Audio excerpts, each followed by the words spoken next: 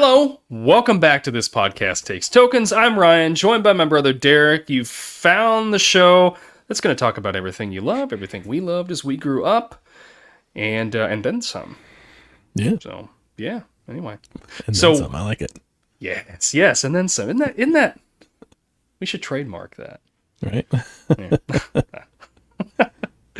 If you're new to the show, we start out every episode with a little segment we called Retro Ramble. The week before, we ask each other, one of us asks a question, and we have a week to think about it, and then we discuss it. So my question for you last week for today's episode was, who was your most memorable teacher?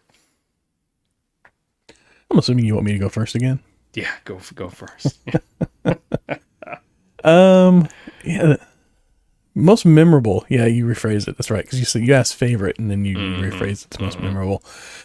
Yeah, because favorite didn't I gotta say, I think I didn't have a lot of patient teachers growing up, and not very many memorable ones. They didn't seem to like me a lot in a lot of cases, and and that may be because the feeling was mutual. So I don't know. But we get into high school, things kind of start changing. You're a little older, and I feel like the playing field gets a little more not fully level, but closer.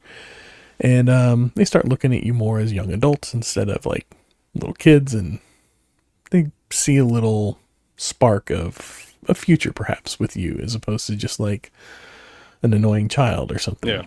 Anyways, so in high school, I had a few teachers that I do remember and that were impressionable on me in some way or another. And the most was probably Mr. Eaves, who was our journalism teacher. And I started photography in my junior year. There was an open call for anybody that wanted to join the journalism photography track and come on and do that. So I went ahead and reached out, and sure enough, they were like, okay, we need 3 people. 3 people applied. Y'all are all in. There wasn't much to it. That's one way to do it. But he taught me about film photography, like how to take a photo, how to operate the camera, how to develop the film, how to produce photographs off of said film. I mean, it was all black and white. We didn't do anything color we sent off, but still, it was fun. It was interesting. It was very engaging. I learned a lot from it for sure, and appreciate it very much. And then he also opened me up. My senior year, we got like a new Mac and everything. Like they had those. Remember those candy colored Macs that came out in like 99? Yeah. We got one of those gifted to us. The iMac. Beautiful. The iMac. Yes, that's right. It was a teal green one, I believe. Oh yeah, green or blue. Yeah. And so he taught me about like digital photography that year. And the year before, really, we started kind of messing with it. But then that year, I started up with him the digital photography track in journalism. And I was the first digital photography editor for the newspaper and the yearbook.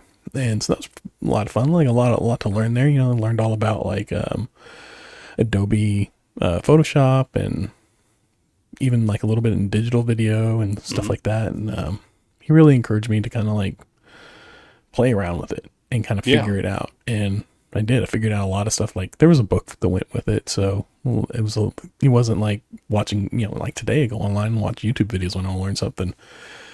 So back then I was actually having to read a book, which was tapping into a whole nother little used skill set that I had at the time. And then like I remember we were always taking floppy disks, the little, like 3-inch discs or whatever. Yeah. And you drop it into a computer and put your files on it, and then there was like a bin of them, and you would just take one, and that would be yours for whatever. And so like all these writers and stuff would have a floppy disk with their name on it, and then they'd store their the stuff they're working on there, because we had a computer lab in journalism with like, I don't know, like 8 computers, and they would just kind of come in, and whichever one was open, you'd sit So you didn't always keep your files on that computer. You kept them on like your little floppy disk. And so he was like, there's a way to get all these to network and talk to each other so we don't have to mess with these floppy disks, but I can't get it to work. I can't figure it out. But here's a book on it if you want to try it, because I was complaining about the floppy disk erasing one of my things. And so I figured out how to network all the computers off this like networking book that came with them, and networked all the computers together, gave them all names based off of the Austin Powers movies, because that was like the second one had just come out and it was really popular. So we had like one of them that was named like Mr. Bigglesworth, and there was a Dr. Evil, and there was an Austin Powers was the big, like the new Mac one and everything. So I got them all like networked together, and then everybody could just kind of like store it on one of the computers and then tap into that computer and work off of it, or drag and drop it over or whatever. And something I'd never really worked on computers before then, so it was very like enlightening to me, as far as like learning about like all that, and learning that it did just kind of like came to me. Like obviously it was, sometimes like you pick up a skill and you're like, this is just like second nature, and that's kind of how it felt with all that stuff. And I just was able to run with it, and it completely changed. It opened me up to a lot of stuff and changed a lot for me. So I appreciate that. Yeah, that was mine. Yeah, that's awesome. Yeah, yeah. I wasn't expecting that much detail in it, and I'm glad. I'm not saying that's a bad thing. I just figured you'd be like, I was Mrs. Smith. Like, okay. The end. No, yeah. Yeah. Get me running, I'll run. Yeah. How about you? So, what you got? Mine, sophomore year, I had a history teacher. His name was Mr. Newbraw. And big old goofy looking guy. He had a big old burly mustache. He had a sign on the top of his door that he pointed to when everybody came in and sat down the first day of school. He's like, I've got one rule in here. And he points over to the sign that's above the door, and it says, "No zombies." He's like, I don't want any zombies in here. You're going to be awake during my class. I don't want any zombies.